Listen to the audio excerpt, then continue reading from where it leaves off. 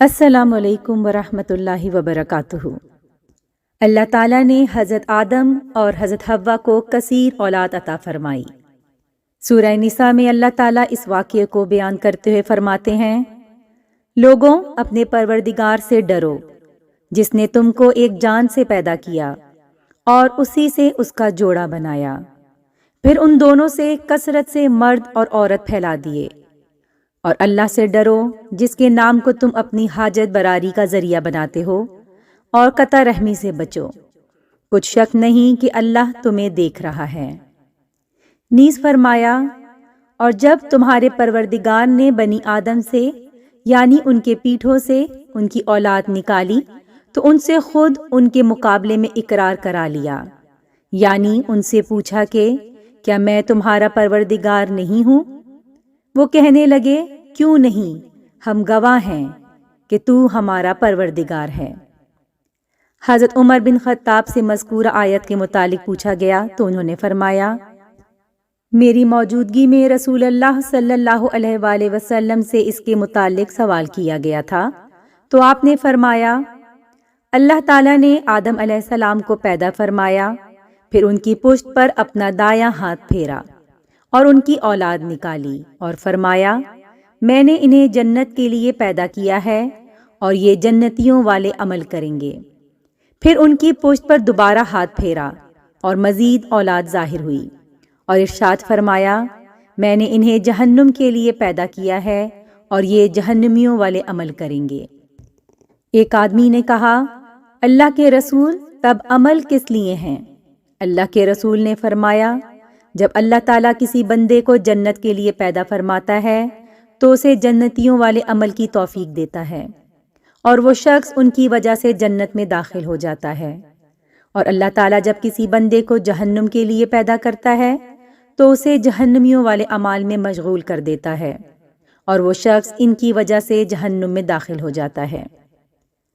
جمہور علماء یہ رائے رکھتے ہیں کہ آدم علیہ السلام کی اولاد سے وعدہ لیا گیا تھا۔ انہوں نے اس حدیث سے بھی استدلال کیا ہے جو حضرت انس بن مالک سے مروی ہے کہ نبی کریم صلی اللہ علیہ وآلہ وسلم نے فرمایا، قیامت کے دن ایک جہنمی سے کہا جائے گا کہ اگر تیرے پاس پوری دنیا کا مال و دولت ہو تو کیا تو فدیے کے طور پہ وہ سب دے دے گا؟ وہ کہے گا ہاں۔ اللہ تعالیٰ فرمائے گا کہ میں نے تجھ سے اس آسان چیز کا مطالبہ کیا تھا، جب تو آدم علیہ السلام کی پشت میں تھا اس وقت میں نے تجھ سے ایک وعدہ لیا تھا کہ تو میرے ساتھ شریک نہیں کرے گا، لیکن تو نے پھر بھی شرک کرنے پر اصرار کیا۔ مذکورہ بالا آیت کی تفسیر کرتے ہوئے حضرت ابی بن کعب رضی اللہ عنہ نے فرمایا، اللہ تعالیٰ نے اس دن ان سب کو جمع کیا جو آدم علیہ السلام کی پشت سے قیامت تک پیدا ہونے والے تھے، ان کو پیدا کر کے اور ان کی صورتیں بنا کر انہیں بولنے کی طاقت دی۔ وہ بولنے لگے تو ان سے عہد و پیمان لیا اور انہیں خود ان پر گواہ ٹھہرایا۔ فرمایا، کیا میں تمہارا رب نہیں؟ انہوں نے کہا، ضرور ہیں۔ اللہ تعالیٰ نے فرمایا، میں تم پر 7 آسمانوں اور 7 زمینوں کو گواہ بناتا ہوں، اور تم پر تمہارے باپ آدم کو گواہ بناتا ہوں۔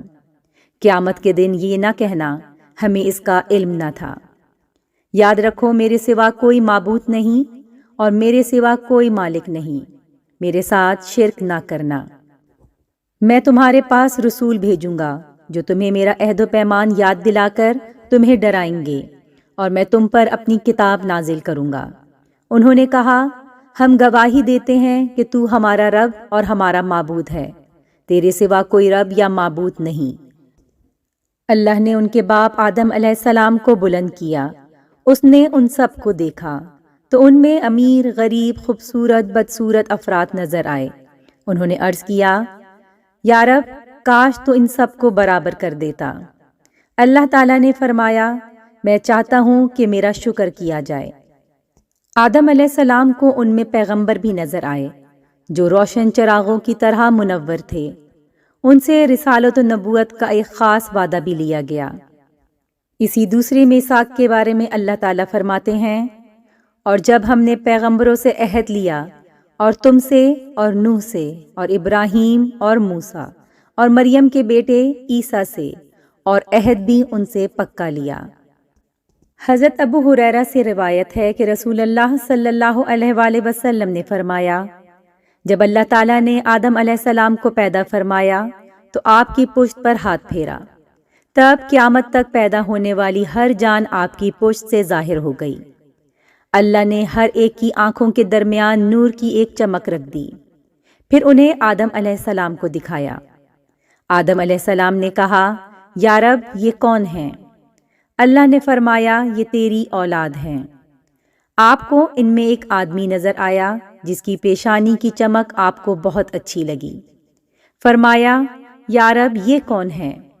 اللہ تعالیٰ نے فرمایا، یہ تیری اولاد میں آخری زمانے کی قوموں میں سے ایک آدمی ہے جس کا نام داؤد ہوگا۔ فرمایا، یا رب تو نے اس کی عمر کتنی مقرر کی ہے؟ اللہ تعالیٰ نے فرمایا، 60 سال۔ آدم علیہ السلام نے فرمایا، یا رب اسے میری عمر میں سے 40 سال عطا فرما دے۔ جب آدم علیہ السلام کی عمر مبارک مکمل ہوئی تو موت کا فرشتہ آ گیا۔ انہوں نے فرمایا، کیا میری عمر میں سے 40 سال باقی نہیں؟ فرشتے نے کہا، کیا وہ آپ نے اپنے بیٹے داؤد کو نہیں دے دیے؟ آپ علیہ السلام نے انکار کیا تو آپ کی اولاد میں بھی انکار کی عادت رہی۔ آپ علیہ السلام بھول گئے، آپ کی اولاد بھی بھولنے والی ہوئی۔ آدم علیہ السلام سے غلطی ہوئی، آپ کی اولاد بھی غلطیاں کرنے والی ہوئی۔ حضرت عبداللہ بن عباس سے روایت ہے کہ نبی کریم صلی اللہ علیہ وآلہ وسلم نے فرمایا، اللہ تعالیٰ نے اولاد آدم سے نعمان یعنی عرفات کے مقام پر عہد لیا۔ اللہ تعالیٰ نے ان کی تمام اولاد کو جو اس نے پیدا کی ہے ان کی پشت سے نکالا، انہیں اپنے سامنے چونٹیوں کی طرح بکھیر دیا، پھر ان سے براہ راست کلام کرتے ہوئے فرمایا، کیا میں تمہارا رب نہیں ہوں؟ انہوں نے کہا، یقیناً ہم گواہی دیتے ہیں۔ اللہ تعالیٰ نے فرمایا، مبادا تم قیامت کے دن کہو ہمیں تو اس کا علم ہی نہ تھا، یا کہو ہمارے باپ دادا نے شرک کیا تھا اور ہم تو انہی کی اولاد تھے۔ کیا تو ہمیں جھوٹے لوگوں کے اعمال کی وجہ سے تباہ کر دے گا؟ تاریخ طبری میں ہے کہ حضرت آدم اور حضرت حوا کے ہاں ہر بار ایک لڑکا اور ایک لڑکی پیدا ہوتے تھے، اور انہیں یہ حکم تھا کہ ہر لڑکے کی شادی دوسرے لڑکے کے ساتھ پیدا ہونے والی لڑکی سے کریں، اور دوسرے کی شادی پہلے کے ساتھ پیدا ہونے والی لڑکی سے کریں، یعنی اس لڑکی سے شادی کرنا جائز نہ تھا جو لڑکے کے ساتھ پیدا ہوئی تھی۔ قابیل اور حابیل کا واقعہ۔ اللہ تعالیٰ نے قرآن مجید میں فرمایا ہے، اور اے محمد صلی اللہ علیہ وآلہ وسلم ان کو آدم کے 2 بیٹوں حابیل اور قابیل کے حالات ٹھیک ٹھیک پڑھ کر سنا دو کہ جب ان دونوں نے اللہ کی جناب میں کچھ نیاز چڑھائیں تو ایک کی نیاز تو قبول ہو گئی اور دوسرے کی قبول نہ ہوئی۔ تب قابیل حابیل سے کہنے لگا، میں تجھ کو ہلاک کر دوں گا۔ اس نے کہا کہ اللہ پرہیزگاروں ہی کی نیاز قبول فرماتا ہے، اور اگر تو مجھے جان سے مارنے کے لیے مجھ پر ہاتھ چلائے گا تو میں تجھ کو جان سے مارنے کے لیے تجھ پر ہاتھ نہیں چلاؤں گا۔ مجھے تو اللہ رب العالمین سے ڈر لگتا ہے، میں چاہتا ہوں کہ تو میرے گناہ میں بھی ماخوذ ہو اور اپنے گناہ میں بھی، پھر اہل دوزخ میں ہو، اور ظالموں کی یہی سزا ہے۔ مگر اس کے نفس نے اس کے بھائی کو ہلاک ہی کرنے کی ترغیب دی تو اس نے اسے ہلاک کر دیا اور خسارہ اٹھانے والوں میں ہو گیا۔ اب اللہ نے ایک کوا بھیجا جو زمین کو کریدنے لگا تاکہ اسے دکھائے کہ اپنے بھائی کی لاش کو کیسے چھپائے۔ کہنے لگا، ہائے افسوس، مجھ سے اتنا بھی نہ ہو سکا کہ اس کوے کے برابر ہوتا کہ اپنے بھائی کی لاش چھپا دیتا۔ پھر وہ پیشمان ہوا۔ یہاں پر ہم علماء سلف کے ارشادات کا خلاصہ بیان کریں گے۔ متعدد صحابہ کرام سے روایت ہے کہ آدم علیہ السلام ہر لڑکے کی شادی کسی دوسرے لڑکے کے ساتھ پیدا ہونے والی لڑکی سے کرتے تھے۔ حابیل نے قابیل کی بہن سے نکاح کرنے کا ارادہ کیا، اور قابیل کی بہن زیادہ خوش شکل تھی، چنانچہ قابیل نے چاہا کہ اس کی شادی حابیل کی بجائے خود اس کی بہن سے ہو جائے۔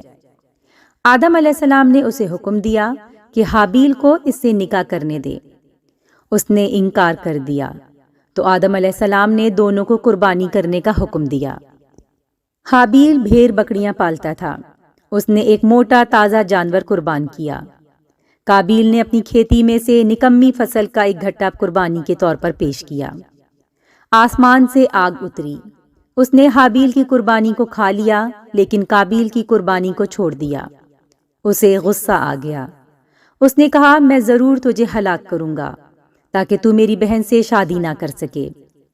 हाबील ने कहा, अल्लाह ताला परहेजगारों से कुर्बानी कबूल फरमाता है।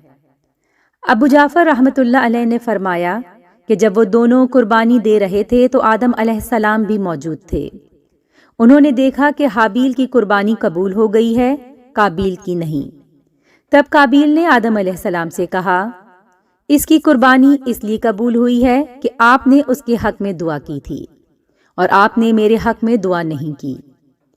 उसके बाद उसने तन्हाई में हाबील को धमकी दी। एक रात हाबील को जानवर चराते हुए देर हो गई। आदम अलैहिस्सलाम ने उसके भाई काबील को भेजा कि मालूम करे उसे क्यों देर हुई। वो गया तो उसे हाबील मिल गया। उसने कहा, तेरी कुर्बानी कबूल हो गई है, मेरी नहीं। उसने कहा, अल्लाह ताला अहले तकवा को कबूल फरमाता है। इस पर काबील को गुस्सा आ गया। उसके पास लोहे की कोई चीज थी, उसने वो मारकर हाबील को हलाक कर दिया। बाज उल्मा ने फरमाया है, हाबील सो रहा था। काबील ने एक बड़ा पत्थर उसके सर पर मारकर उसका सर कुचल दिया। बाज उल्मा फरमाते हैं, बल्कि उसने जोर से उसका गला घोंटा और दरिंदों की तरह उसे दांतों से काटा, जिससे वो फौत हो गया। अल्लाह ताला ने फरमाया, जब काबील ने हाबील को हलाक करने की धमकी दी तो हाबील ने कहा, अगर तू मुझे जान से मार डालने के लिए हाथ चलाएगा तो मैं तुझे हलाक करने के लिए तुझ पर हाथ नहीं चलाऊंगा। मुझे तो अल्लाह रब्बुल आलमीन से डर लगता है। इससे उसके अच्छे इखलाक, खुदा खौफी और खशियत इलाही का इजहार होता है, और इससे उसका तकवा भी जाहिर होता है कि भाई ने जो ज्यादती करने का इरादा किया था, उसने बदले में वैसी बुराई करने से परहेज किया। इसीलिए रसूल अल्लाह सल्लल्लाहु अलैहि वसल्लम ने फरमाया, जब दो मुसलमान तलवारें लेकर लड़ने के लिए एक दूसरे के सामने आते हैं, फिर जंग करते हैं, तो कातिल और मकतूल दोनों जहन्नमी होते हैं। साहबा ने अर्ज किया, अल्लाह के रसूल, ये तो कातिल है, इसलिए सजा का मुस्तहिक है। मकतूल का क्या मामला है कि उस मजलूम को भी सजा मिली? आप सल्लल्लाहु अलैहि वसल्लम ने फरमाया, उसकी भी शदीद ख्वाहिश थी कि अपने साथी को हलाक कर दे। हाबील ने कहा, मैं चाहता हूं कि तू मेरे गुनाह में भी माखूज हो और अपने गुनाह में भी, फिर अहले दोज़ख में हो, और जालिमों की यही सजा है। यानी मैं तुझसे लड़ाई नहीं करना चाहता, हालांकि मैं तुझसे ज्यादा कवी और मजबूत हूँ। बावजूद इसके तूने एक गलत काम करने का पुख्ता इरादा कर लिया है। मैं चाहता हूँ तूने पहले जो गुनाह किए हुए हैं उनके साथ मुझे हलाक करने का गुनाह भी तेरे सर हो। हज़रत अब्दुल्ला बिन मसूद से मरवी है कि रसूल अल्लाह सल्लल्लाहु अलैहि वसल्लम ने फरमाया, जो इंसान भी जुल्मन हलाक होता है, उसके हलाक के गुनाह का एक हिस्सा आदम अलैहिस्सलाम के पहले बेटे को मिलता है, क्योंकि वो पहला शख्स है जिसने हलाक करने का तरीका शुरू किया। हज़रत मुजाहिद रहमतुल्लाह अलैह फरमाते हैं, जिस दिन काबील ने अपने भाई को हलाक किया, उसी दिन उसको सजा मिल गई। चुनाचे उसकी पिंडली उसकी रान से चिपक गई। उसको ये सजा भी दी गई कि सूरज जिस तरफ होता, काबील का चेहरा उसी तरफ रहता। इस तरह उसे दूसरों के लिए इबरत बना दिया गया और उसे जल्दी सजा मिल गई, क्योंकि उसने गुनाह का इर्तकाब किया था, सरकशी की थी और अपने सगे भाई से हसद किया था। एक हदीस में आया है कि रसूल अल्लाह सल्लल्लाहु अलैहि वसल्लम ने फरमाया, जुल्म और कता रहमी से बढ़कर कोई गुनाह इस लायक नहीं कि अल्लाह ताला उसकी सजा दुनिया में भी दे और आखिरत का अजाब भी उसके मुर्तकिब के लिए महफूज रखे। इमाम इब्न जरीर ने अपनी तारीख की किताब में किसी का ये कौल जिक्र किया है कि आदम अलैहिस्सलाम और हव्वा अलैहिस्सलाम के यहाँ 2-2 करके 40 बच्चे पैदा हुए। एक कौल के मुताबिक 120 जोड़े पैदा हुए। हर बार एक लड़के और लड़की की विलादत होती थी। इसके बाद इंसानों की तादाद में बहुत ज्यादा इजाफा होता गया और वो जमीन में बिखर गए और दूर दूर तक आबाद हो गए। जैसे कि अल्लाह ताला ने फरमाया, लोगों अपने परवरदिगार से डरो जिसने तुमको एक शख्स से पैदा किया, उससे उसका जोड़ा बनाया, پھر ان دونوں سے کثرت سے مرد و عورت پھیلا دیے۔ مورخین فرماتے ہیں کہ آدم علیہ السلام کے فوت ہونے تک ان کی اولاد اور اولاد کی اولاد وغیرہ کی تعداد 4 لاکھ افراد تک پہنچ چکی تھی۔ صحیحین کی جس حدیث میں سفر معراج کا ذکر ہے اس میں بیان ہے کہ رسول اللہ صلی اللہ علیہ وآلہ وسلم پہلے آسمان میں آدم علیہ السلام سے ملے تو انہوں نے فرمایا، نیک نبی اور نیک بیٹے کو خوش آمدید۔ آدم علیہ السلام کے دائیں طرف بھی بہت سے افراد تھے اور بائیں طرف بھی بہت سے افراد تھے۔ آپ جب دائیں طرف دیکھتے تو ہنس پڑتے اور بائیں طرف نظر اٹھاتے تو رو پڑتے۔ نبی کریم صلی اللہ علیہ وآلہ وسلم نے فرمایا، جبریل یہ کیا معاملہ ہے؟ انہوں نے فرمایا، یہ آدم علیہ السلام ہیں اور یہ ان کی اولاد کی روحیں ہیں۔ جب وہ دائیں طرف جنتی روحوں کو دیکھتے ہیں تو مسکرا دیتے ہیں اور جب بائیں طرف جہنمی روحوں کو دیکھتے ہیں تو رو پڑتے ہیں۔ اس حدیث میں یہ بھی ہے کہ رسول اللہ صلی اللہ علیہ وآلہ وسلم نے فرمایا، میں یوسف علیہ السلام کے پاس سے گزرا تو میں نے دیکھا کہ انہیں آدھا حسن و جمال عطا ہوا ہے۔ اس کی وضاحت بعض علماء نے اس طرح کی ہے کہ انہیں آدم علیہ السلام سے آدھا حسن ملا تھا، اور یہ بات صحیح معلوم ہوتی ہے کیونکہ آدم علیہ السلام کو اللہ تعالیٰ نے خود اپنے دست مبارک سے تخلیق فرمایا اور ان میں روح ڈالی۔ اللہ تعالیٰ جسے پیدا کرے وہ بہترین اور سب سے خوبصورت ہی ہو سکتا ہے۔ آدم علیہ السلام کی وفات اور بیٹے شیث علیہ السلام کو وصیت۔ شیث کا مطلب ہے اللہ کا دیا ہوا تحفہ۔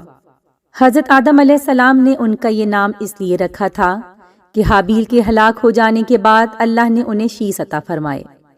جب حضرت آدم علیہ السلام کی وفات کا وقت آیا تو آپ نے اپنے بیٹے شیث کے حق میں وصیت کی، انہیں رات اور دن کے اوقات اور ان اوقات میں ادا کی جانے والی عبادات کی تعلیم دی اور انہیں بتایا کہ ایک طوفان آنے والا ہے۔ جب حضرت آدم علیہ السلام فوت ہوئے اس دن جمعے کا دن تھا۔ فرشتے اللہ کے پاس سے جنت کی خوشبو اور جنت کا کفن لے کر آئے اور ان کے بیٹے اور خلیفہ حضرت شیث علیہ السلام سے تعزیت کی۔ حضرت ابی بن کعب رضی اللہ عنہ سے روایت ہے، انہوں نے فرمایا، جب آدم علیہ السلام کی وفات کا وقت قریب آیا انہوں نے اپنے بیٹوں سے فرمایا، بیٹو میرا جنت کے پھل کھانے کو جی چاہتا ہے۔ وہ تلاش کے لیے نکل کھڑے ہوئے۔ انہیں سامنے سے فرشتے آتے ملے جن کے پاس آدم علیہ السلام کا کفن اور خوشبو تھی، اور ان کے پاس کلہاڑے، کسیاں اور ٹوکریاں بھی تھیں۔ انہوں نے کہا، آدم کے بیٹوں تمہیں کس چیز کی تلاش ہے؟ یا کہا، تم کیا چاہتے ہو اور کہاں جا رہے ہو؟ انہوں نے کہا، ہمارے والد صاحب بیمار ہیں اور جنت کے میووں کے خواہش رکھتے ہیں۔ فرشتوں نے کہا، واپس چلے جاؤ، تمہارے والد تو فوت ہونے والے ہیں۔ فرشتے جب آدم علیہ السلام کی روح قبض کرنے کے لیے آئے تو حوا علیہ السلام نے انہیں دیکھ کر پہچان لیا۔ وہ آدم علیہ السلام سے چمٹ گئیں۔ آدم علیہ السلام نے فرمایا، مجھ سے الگ ہو جاؤ، پہلے بھی مجھے تمہارے ذریعے سے ہی مصیبت پہنچی تھی، مجھے میرے رب کے فرشتوں کے ساتھ رہنے دو۔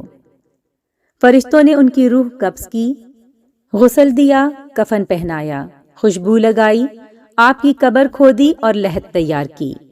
پھر انہوں نے آدم علیہ السلام کی نماز جنازہ ادا کی، پھر انہیں قبر میں رکھ کر اوپر سے مٹی ڈال دی۔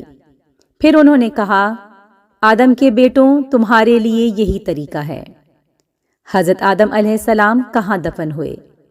اس میں اختلاف ہے۔ مشہور ہے کہ انہیں ہندوستان کے پاس سری لنکا میں اسی پہاڑ کے قریب دفن کیا گیا جہاں انہیں جنت سے اتارا گیا تھا۔ ایک قول یہ ہے کہ مکہ مکرمہ میں جبل ابی قبیس پر دفن کیا گیا۔ یہ بھی کہتے ہیں کہ حضرت نوح علیہ السلام نے طوفان کے موقع پر ان کی اور حضرت حوا کی میتوں کو ایک تابوت میں ڈال کر کشتی میں رکھ لیا تھا، پھر طوفان ختم ہونے کے بعد انہیں بیت المقدس میں دفن کر دیا۔ آپ کی عمر کے بارے میں بھی اختلاف ہے۔ حضرت ابن عباس اور ابو ہریرہ رضی اللہ عنہم کی روایت سے مرفوع حدیث ہے کہ لوح محفوظ میں ان کی عمر 1000 سال لکھی ہوئی تھی۔ حضرت آدم علیہ السلام کی وفات کے بعد ان کے بیٹے حضرت شیث علیہ السلام نے ان کے کام یعنی رشد و ہدایت اور تبلیغ کی ذمہ داری اٹھائی۔ جب ان کی وفات کا وقت آیا تو انہوں نے اپنے بیٹے انوش کے حق میں وصیت کی، چنانچہ انہوں نے یہ ذمہ داری اٹھائی۔ ان کے بعد ان کے بیٹے کنن، پھر ان کے بیٹے مہلائیل نے یہ منصب سنبھالا۔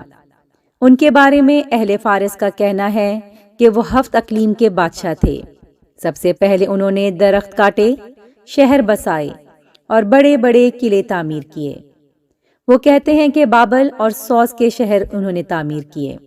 انہوں نے ابلیس کے لشکروں کو شکست دے کر زمین کے دور دراز علاقوں اور پہاڑوں کی گھاٹیوں میں منتشر کر دیا۔ انہوں نے بہت سے سرکش جن اور بھوت ہلاک کیے۔ ان کا ایک بہت بڑا تاج تھا، وہ لوگوں سے خطاب فرماتے تھے۔ ان کی حکومت 40 سال قائم رہی۔ ان کی وفات پر ان کے بیٹے یرد نے ان کا منصب سنبھالا۔ انہوں نے اپنی وفات کے بعد اپنے بیٹے خنوک کے حق میں وصیت کی۔ مشہور قول کے مطابق انہی کو ادریس علیہ السلام کہا جاتا ہے۔ یہاں حضرت آدم علیہ السلام کا قصہ اختتام کو پہنچا۔ حضرت آدم علیہ السلام کے قصے سے معلوم ہوتا ہے کہ شیطان انسان کا ازل سے کھلا دشمن ہے جو ابد تک رہے گا۔ انسان کو گمراہ کر کے جہنم رسید کرنا اس کا اولین مقصد ہے۔ اللہ تعالیٰ نے اس کے شر اور فتنے سے بچنے کی تلقین کرتے ہوئے فرمایا، اے اولاد آدم، شیطان تم کو کسی خرابی میں نہ ڈال دے جیسے کہ اس نے تمہارے ماں باپ کو جنت سے باہر کرا دیا تھا۔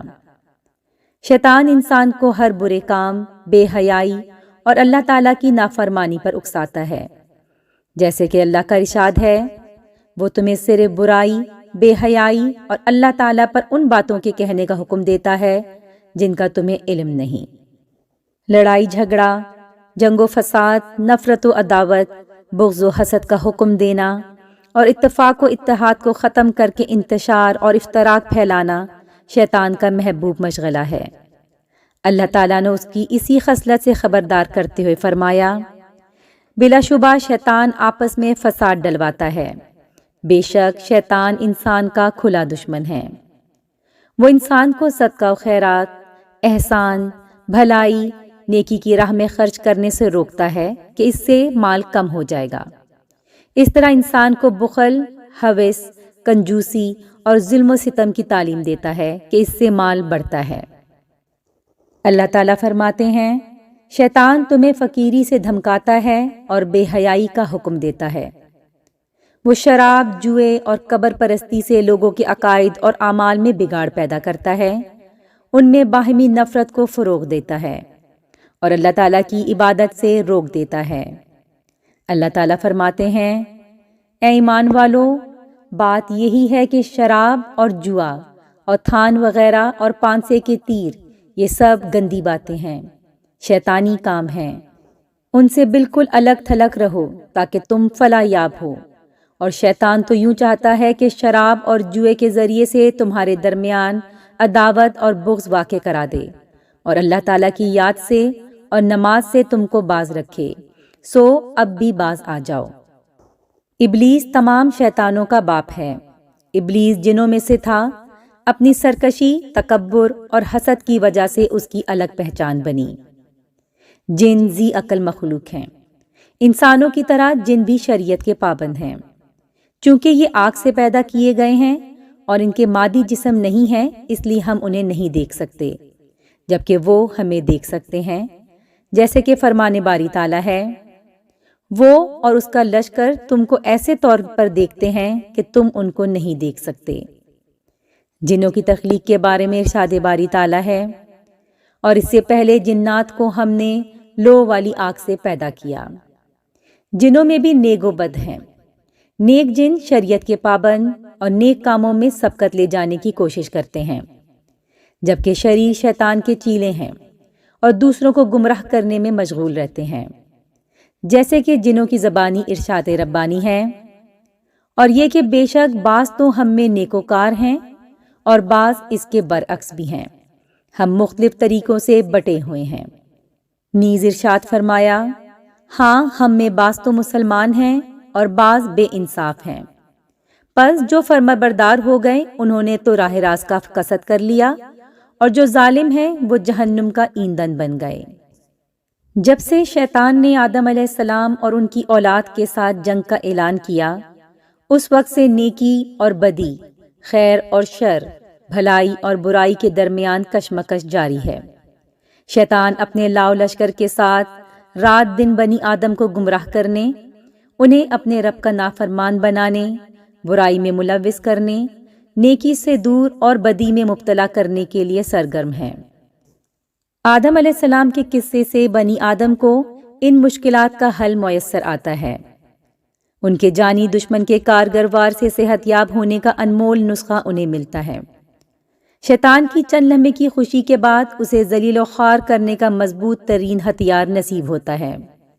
وہ علاج اور ہتھیار وہی ہے جو ان کے والد محترم حضرت آدم علیہ السلام نے اختیار کیا تھا، اور وہ ہے توبہ استغفار۔ جس طرح آدم علیہ السلام شیطانی مکر کا شکار ہوئے، اسی طرح ان کی اولاد بھی شیطان کی فریب میں آ سکتی ہے۔ لہٰذا انہیں بھی اپنے اس مرض کا علاج اس طرح کرنا چاہیے جس طرح ان کے والدین نے کیا تھا۔ وہ روتے ہوئے اور گڑ گڑاتے ہوئے اپنے رب کی طرف متوجہ ہوئے۔ اے ہمارے رب، ہم نے اپنا بڑا نقصان کیا، اور اگر تو ہماری مغفرت نہ کرے گا اور ہم پر رحم نہ کرے گا تو واقعی ہم نقصان پانے والوں میں سے ہو جائیں گے۔ امید کرتی ہوں آج کی ویڈیو آپ کو پسند آئی ہوگی۔ نیکسٹ ویڈیو میں انشاءاللہ پھر ملاقات ہوتی ہے۔ جب تک کے لیے اللہ حافظ۔